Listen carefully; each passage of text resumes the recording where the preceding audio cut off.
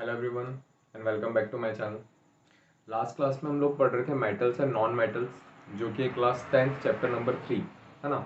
और हम लोगों ने फिजिकल प्रॉपर्टीज ऑफ मेटल्स पढ़ लिया था। अगर आप लोगों ने मेरा वो लेक्चर नहीं देखा है, वो वीडियो नहीं देखा है, तो आप लोग जाकर उस वीडियो को देख सकते हैं और फिर बाद में यहाँ से कंटिन्यू कर सकते हैं। तो लास्ट क्लास में हम लोगों ने क्या पढ़ा था, सारे मेटल्स की फिजिकल प्रॉपर्टीज के बारे में पढ़ लिया था कि मेटल लश्चर होते हैं, उनका मेल्टिंग पॉइंट बॉइलिंग पॉइंट बहुत ज़्यादा होता है। और भी ऐसे बहुत सारी चीज़ें हम लोगों ने पढ़ लिए थे। अब अगर हम लोग नॉन मेटल्स की प्रॉपर्टीज़ की बात करें, और अगर आपको मान लो एग्जाम में आता है कि मेटल्स और नॉन मेटल्स में डिफरेंस लिखो, तो आपको सिर्फ क्या करना है, आपको मेटल की प्रॉपर्टीज लिखना है और नॉन मेटल की जो प्रॉपर्टीज है आपको उनका उल्टा लिखना है। ठीक है, जैसे मान लो अगर हम लोग क्या लिख रहे हैं कि मेटल्स आर लश्चर, तो नॉन मेटल्स में क्या आ जाएगा कि non metals are non lustre. हम लोग लिख रहे हैं कि metals are good conductor of heat and electricity, तो नॉन मेटल में क्या आ जाएगा कि non metals are bad conductor of heat and electricity. हम लोग लिखते हैं कि मेटल्स आर मेलिएबल, तो हम लोग यहाँ पे क्या लिखेंगे, non metals are non malleable.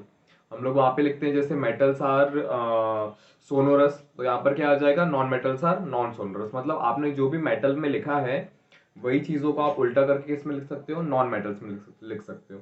हालांकि अभी के टाइम पे ऐसे क्वेश्चंस आना बंद हो गए कि आपको मतलब इतने ज़्यादा सिंपल आएंगे क्वेश्चंस की बोल रहा है मेटल्स और नॉन मेटल्स में डिफरेंस बताओ, पर फिर भी हम लोगों को पता होना चाहिए। और मेलिबिलिटी क्या होता है, सोनोरस क्या होता है और लश्चर क्या होता है, ये सारी चीज़ें अपन ने लास्ट क्लास में अच्छे से डिस्कस किया हुआ है।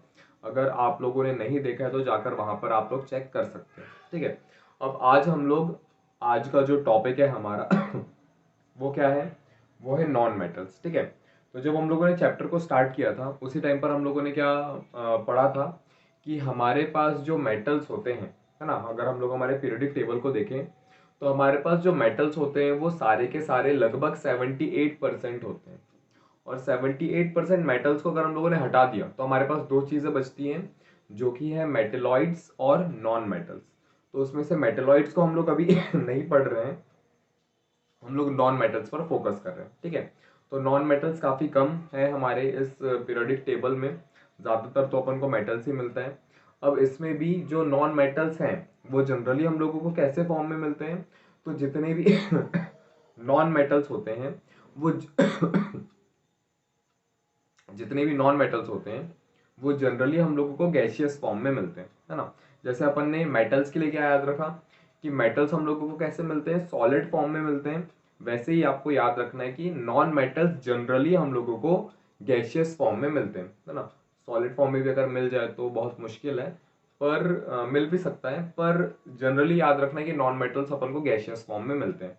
जैसे अगर एग्जाम्पल देखना हो तो एग्जाम्पल हम लोग लिख सकते हैं किसके, नॉन मेटल्स के एग्जाम्पल हम लोग लिख सकते हैं हाइड्रोजन, ठीक है, इसके बाद नियॉन, फिर नाइट्रोजन हो गया, फिर ऑक्सीजन हो गया, कार्बन हो गया। तो ऐसे जितने भी अपन को, आयोडीन हो गया, ब्रोमीन हो गया, नहीं ब्रोमीन नहीं, है ना, ब्रोमीन क्यों नहीं, वो अपन अभी आगे पढ़ेंगे। पर जनरली जो भी अपन को गैसियस फॉर्म में मिल रहा है वो क्या होता है, वो हमारा नॉन मेटल होता है। ठीक है, अब जस्ट अभी मैंने क्या बताया आप लोगों की ब्रोमीन को अपन काउंट नहीं कर सकते हैं। क्यों नहीं कर सकते हैं, क्योंकि जैसे अपन लोग क्या याद रखते हैं मेटल्स में कि सारे मेटल सॉलिड फॉर्म में मिलते हैं, पर एक ऐसा मेटल है मरकरी, मर्क्यूरी, जो लिक्विड फॉर्म में मिलता है। तो सेम वैसे आपको यहाँ पर भी क्या याद रखना है कि हमारे पास एक ऐसा नॉन मेटल होता है जिसका नाम क्या है, ब्रोमीन। ब्रोमीन एक ऐसा नॉन मेटल है जो हम लोगों को लिक्विड फॉर्म में मिलता है। तो ऐसे जो छोटे छोटे चीज़ें हैं ये आपको एमसीक्यू के फॉर्म में एग्जाम में आ सकता है, तो आपको ये भी याद रखना है। ठीक है, तो आप लोग चाहो तो नॉन मेटल्स में अलग से एक टॉपिक मतलब एक पॉइंट लिख सकते हो क्या, कि bromine found in liquid form. Bromine जो है वो लिक्विड फॉर्म में हम लोगों को मिलता है। ठीक है, इसके अलावा जितने भी नॉन मेटल्स होते हैं जनरली वो गैसियस फॉर्म में मिलते हैं। जस्ट इसके पहले अपन ने डिस्कस किया मरकरी के बारे में। मरकरी जो है वो एक मेटल है ना। मरकरी अपन को जनरली, मरकरी या मर्क्यूरी आपको कहाँ पे मिलता है, मरकरी आप लोगों ने देखा होगा कि जो थर्मोमीटर्स रहते हैं, है ना, अगर आप लोगों का जैसे तबीयत खराब हो गई, बुखार हो गया, तो हम लोग डॉक्टर के पास जाते हैं। तो डॉक्टर हम लोग को क्या करता है, डॉक्टर हम लोग को एक थर्मोमीटर देता है जिसको हम लोगों को ऐसे मुंह में रखना होता है, और वो थर्मोमीटर में क्या करता है, वो हमारा टेम्परेचर चेक करता है, हमारे बॉडी का टेम्परेचर चेक करता है।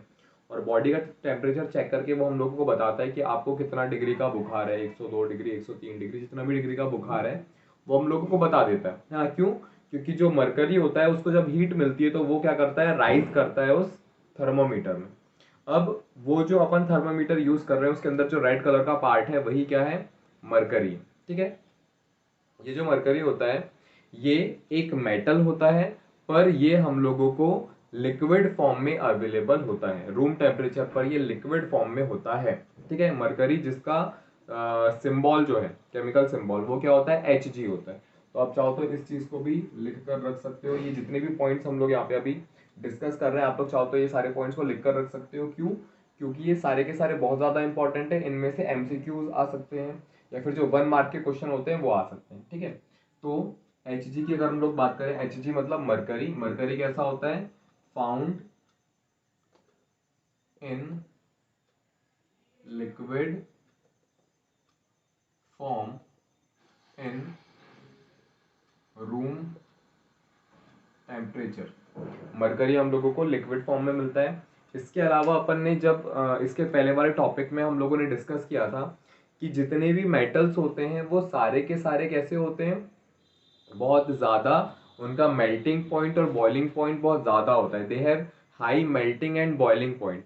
पर हमारे पास दो ऐसे मेटल्स होते हैं जो कि हैं गैलियम और सेजियम। गैलियम और सेजियम दो ऐसे मेटल्स हैं जिनका मेल्टिंग पॉइंट बहुत ज़्यादा कम होता है। मेल्टिंग और बॉइलिंग पॉइंट बहुत ही ज़्यादा कम होता है ना।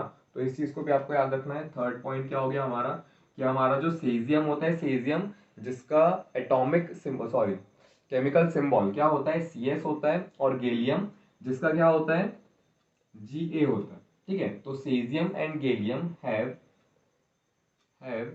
लो मेल्टिंग एंड बॉइलिंग पॉइंट। ठीक है, ये आपको याद रखना है। ये लोगों का मेल्टिंग और बॉइलिंग पॉइंट, किन दोनों का, गैलियम और सेजियम का मेल्टिंग पॉइंट इतना ज्यादा कम होता है कि अगर आप उनको अपने हाथ पर रख रहे हो, अपना हाथ के पाम पे, ये इस हथेली पर रख रहे हो, तो वो रूम टेम्परेचर के वजह से भी क्या हो जाएगा, मेल्ट हो जाएगा। इतना ज्यादा उसका मेल्टिंग पॉइंट कम होता है। ठीक है, तो आपको ये चीज याद रखनी है। इसके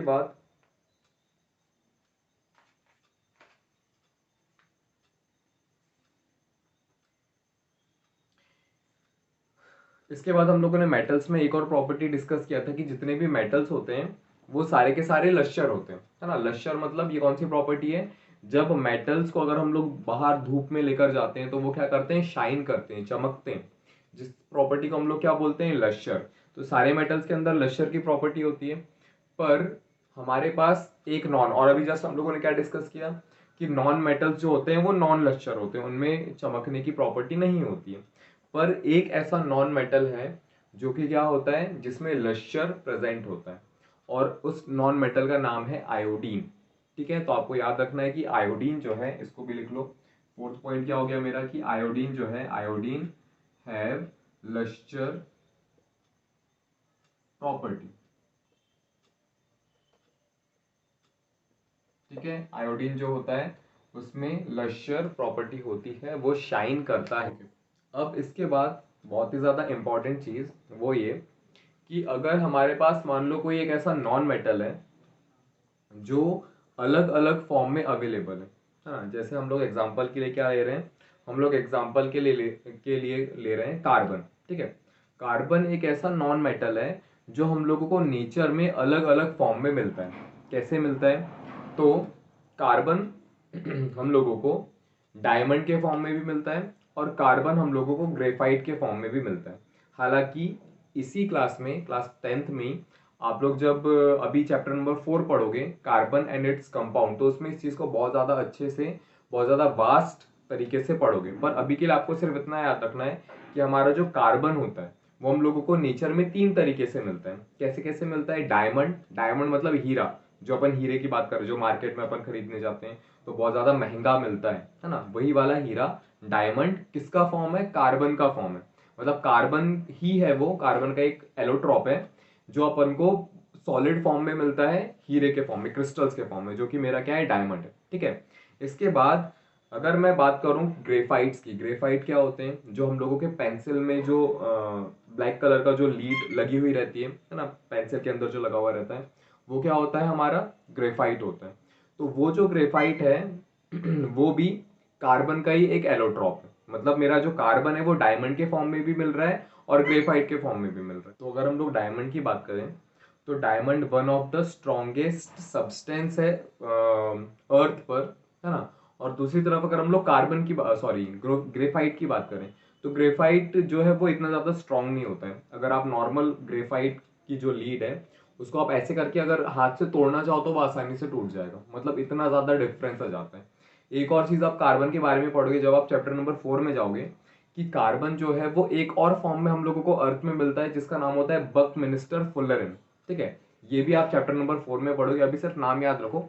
और अगर चैप्टर 3 में देखोगे तो इसका तो नाम भी मेंशन नहीं किया हुआ है। ठीक है, तो अगर अभी याद नहीं रखना है सिर्फ इस चैप्टर के लिए तो याद मत रखो, पर जब चैप्टर 4 पढ़ोगे तो अब तो याद रखना ही पड़ेगा। ठीक है, तो सुन लो, समझने की कोशिश करो और याद भी रखो क्योंकि चैप्टर 4 में आने ही वाला है। तो कार्बन हो गया मेरा। कार्बन अपन को 3 तरीके से अर्थ में मिल रहा है। पहला तरीका क्या हो गया, डायमंड। कार्बन डायमंड के फॉर्म में भी मिल रहा है अपन को अर्थ में। कार्बन मुझे ग्रेफाइट के फॉर्म में भी मिल रहा है। कार्बन मुझे बकमिंस्टर फुलरिन के फॉर्म में भी मिल रहा है। अब अगर मैं कार्बन की बात करूं, अगर कोई भी एक एलिमेंट अलग अलग फॉर्म में अर्थ में मिलता है तो अपन उसको बोलते हैं एलोट्रॉप।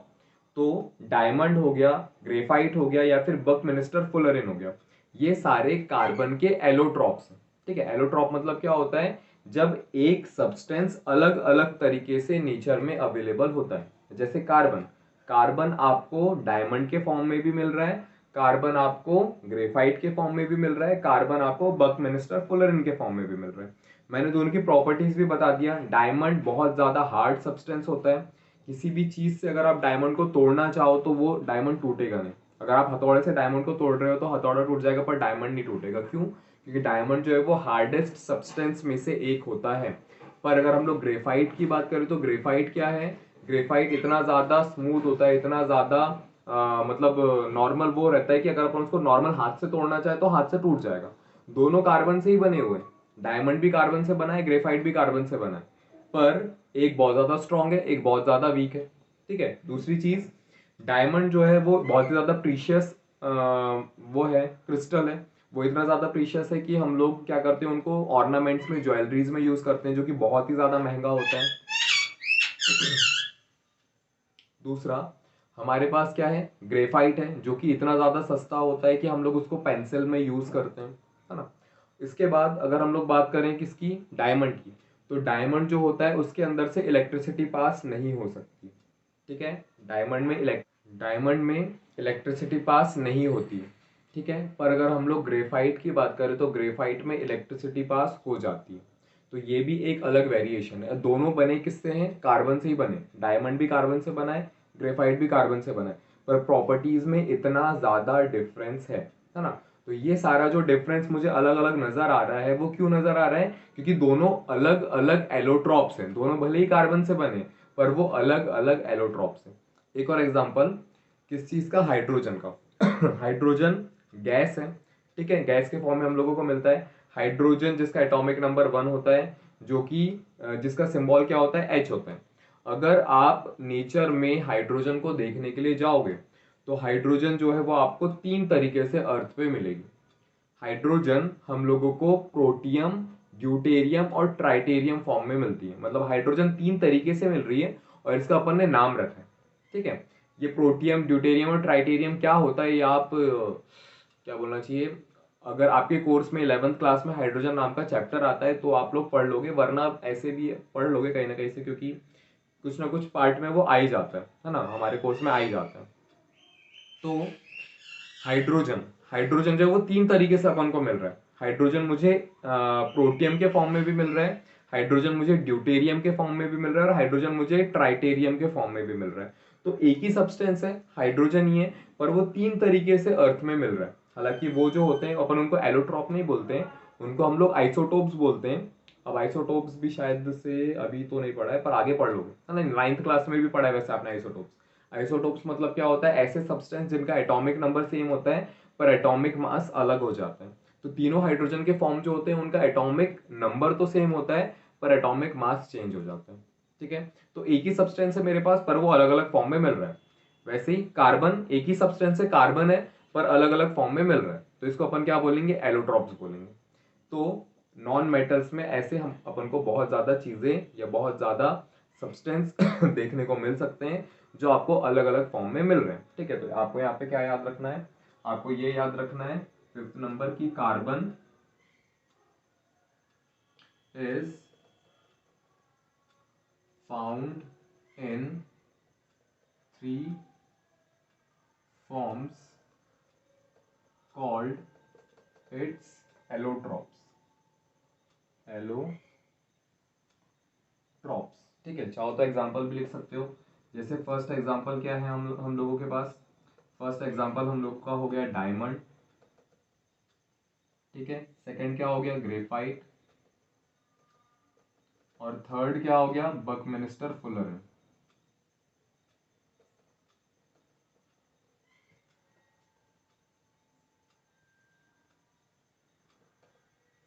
ठीक है। इसके बाद अगर अब हम लोग एल्कली मेटल्स की बात करें, एल्कली मेटल्स क्या होते हैं, तो चैप्टर के स्टार्टिंग में मैंने आप लोगों को बताया था कि अगर हम लोग हमारे पीरियोडिक टेबल को देखते हैं तो पीरियोडिक टेबल में हम लोगों को सबसे पहले एस ब्लॉक एलिमेंट्स मिलते हैं ना। जैसे मान लो ये मैं पीरियोडिक टेबल बना रहा हूँ, तो पीरियोडिक टेबल में अपन को सबसे पहले यहाँ पर क्या मिलते हैं, एस ब्लॉक एलिमेंट मिलते हैं, जिसमें एस ब्लॉक में टोटल 2 ग्रुप्स प्रेजेंट होते हैं। इसके बाद यहाँ पर साइड में हम लोगों को डी ब्लॉक एलिमेंट्स मिलते हैं, उसके साइड में हम लोगों को पी ब्लॉक एलिमेंट्स मिलते हैं, और यहाँ पर नीचे हम लोगों को क्या मिलता है, एफ ब्लॉक के एलिमेंट मिलते हैं, ठीक है। तो ये जो फर्स्ट हम लोगों के पास है एस ब्लॉक एलिमेंट्स, ये एस ब्लॉक एलिमेंट्स में टोटल 2 ग्रुप होते हैं, ग्रुप नंबर 1 और ग्रुप नंबर 2। ग्रुप नंबर 1 का जो नाम होता है वो होता है एल्कली मेटल्स, और ग्रुप नंबर 2 का जो नाम होता है वो होता है एल्कली अर्थ मेटल्स, ठीक है। अब जैसे इसके नाम से समझ में आ रहा है, एल्कली अर्थ मेटल मतलब जो अपन को अर्थ में मिल रहा है। अर्थ जो होता है हम लोग की, अर्थ जो जमीन है, जब हम लोग इसको खोदना स्टार्ट करते हैं तो अपन को जो लेयर्स मिलती है, अर्थ क्रस्ट की जो लेयर्स मिलती है, उसमें हम लोगों को यहाँ के मेटल्स मिलते हैं जो कि होते हैं, जैसे ग्रुप नंबर 2 में जो एलिमेंट्स आते हैं हमारा हो गया बेरिलियम, मैग्नीशियम, कैल्शियम, ये वाले मेटल्स आते हैं, है ना। पर अगर मैं इसकी बात करूं, ग्रुप नंबर 1 की बात करूं, तो ग्रुप नंबर 1 को हम लोग बोलते हैं एल्कली मेटल्स। ये जनरली हम लोगों को जो समुद्र हो गया, सी हो गया, वहां से मिलते हैं, है ना। तो एल्कली मेटल्स में कुछ ऐसे मेटल्स हैं जो बहुत ही ज्यादा सॉफ्ट होते हैं, इतने ज्यादा सॉफ्ट होते हैं कि आप उनको नाइफ से कट कर सकते हो। जैसे लास्ट क्लास में हम लोगों ने क्या पढ़ा था कि metals are hard, metals hard होते हैं, है ना। पर कुछ मेटल्स हार्ड नहीं होते हैं। जैसे यहाँ के कुछ ऐसे एलिमेंट्स है, कौन कौन से एलिमेंट्स, जैसे हमारे पास हो गया लिथियम, पोटेशियम और सोडियम। ये कुछ ऐसे एलिमेंट्स हैं जो कैसे होते हैं, जो बहुत ही ज्यादा सॉफ्ट होते हैं, इतने ज्यादा सॉफ्ट होते हैं कि आप उनको नाइफ से, चाकू से कट भी कर सकते हो। तो इस पर कभी कभी 1 मार्क्स का क्वेश्चन आता है कि right the elements which can be, right the metals which can be cut through knife, जिसको अपन नाइफ से कट कर सकते हैं। तो क्या याद रखना है, लिथियम, सोडियम और पोटेशियम, ये इतने ज्यादा सॉफ्ट होते हैं कि अपन इनको नाइफ से कट भी कर सकते हैं। दूसरी चीज, और एक और क्वेश्चन आता है कि लिथियम हो गया या सोडियम हो गया या पोटेशियम हो गया, ये बहुत ज्यादा रिएक्टिव भी होते हैं। लिथियम को हटा दो, सोडियम और पोटेशियम ये इतने ज्यादा रिएक्टिव होते हैं कि ये एयर में अगर अपन ने नॉर्मल इनको लेकर आया और यहाँ पर टेबल पे रख दिया, ठीक है, तो टेबल में ये क्या करेंगे, हवा जो है इनके आसपास जो एयर के मॉलिक्यूल्स हैं, इनके साथ जो इनमें जो ऑक्सीजन प्रेजेंट है इसके साथ ये रिएक्शन कर लेंगे, और रिएक्शन करके इनमें आग लग जाएगी। तो इनको बचाने के लिए, इनको प्रोटेक्ट करने के लिए हम लोग क्या करते हैं, तो इनको प्रोटेक्ट करने के लिए हम लोग कैरोसिन में इनको डुबा कर रखते हैं। कैरोसिन मतलब मिट्टी का तेल, मिट्टी के तेल में इनको डुबा कर रखते हैं, ताकि क्या हो पाए, अपन इनको बचा पाए, ठीक है, ताकि ये आसपास की जो ऑक्सीजन है उसके साथ रिएक्शन ना करें। तो इस पर भी क्वेश्चन आता है कि how we can prevent potassium या how we can prevent sodium. तो अपन कैसे प्रिवेंट कर रहे हैं, हम लोग इनको कैरोसिन ऑयल में डिप करके रखते हैं, ठीक है। तो ये चीजें आपको याद रखनी चाहो तो यहाँ पे अपन लास्ट पॉइंट लिख लेते हैं। 6th पॉइंट क्या हो गया, सोडियम जिसका सिंबल क्या है Na, पोटेशियम जिसका क्या होता है K, और लिथियम जिसका क्या होता है Li, आर वेरी सॉफ्ट। ये कैसे होते हैं? बहुत ज़्यादा सॉफ्ट होते हैं। That it can be cut through, THROUGH, through knife. हम लोग इनको क्या कर सकते हैं? नाइफ से कट भी कर सकते हैं, इतने ज़्यादा सॉफ्ट हो। आज के टॉपिक में, आज के इस लेक्चर में हम लोगों ने सिर्फ इतना ही पढ़ा है। हम लोगों ने आज नॉन मेटल्स के बारे में सारी चीज़ें देख ली हैं। अब इसके आगे का जो टॉपिक है केमिकल प्रॉपर्टीज़, वो हम लोग इसके आगे के टॉपिक्स में, इसके आगे के लेक्चर्स में कंटिन्यू करेंगे। अगर आप लोगों को आज का वीडियो पसंद आया तो आप लोग वीडियो को लाइक करके चैनल को सब्सक्राइब कर सकते हैं और वीडियो को अपने फ्रेंड्स के बीच में शेयर भी कर सकते हैं, ताकि थोड़ा वो लोग भी अच्छे से पढ़ लें। ठीक है।